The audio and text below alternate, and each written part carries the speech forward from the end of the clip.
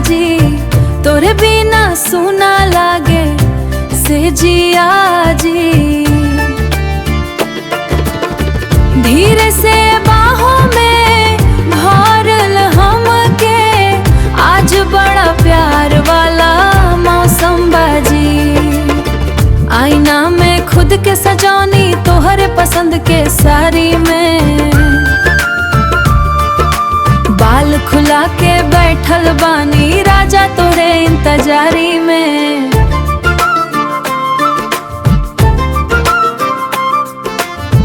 दरवाजा पे आहत होताई दिलवा जोर से धड़के लागे हो, दिलवा जोर से धड़के लागे। जैसे पहली बेर मिलतानी मनवा फेर मचल जाए। आ जाना धीरे से पास हमरा, रात अभी जवान बा तोरे हाथ के चुअन खातिर दिल बड़ा परेशान बा। दिन भर दुनिया में उलाझल रहल, अब थोड़ा हमरो हो जा। थाक गइल होख अब काम करत कारत, आके गोदी में सूत जा।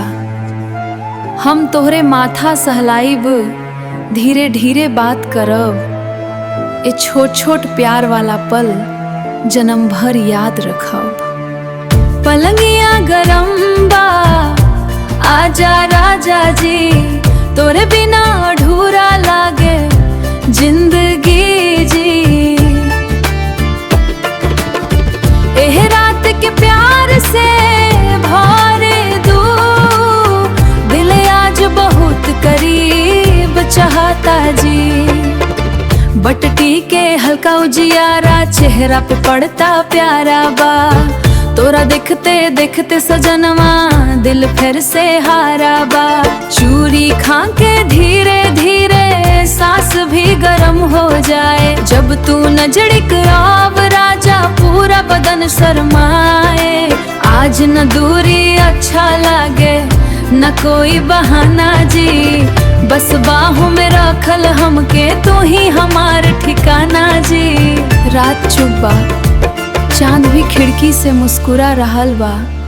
आ एक औरत अपना हाथ के इंतजार में बा।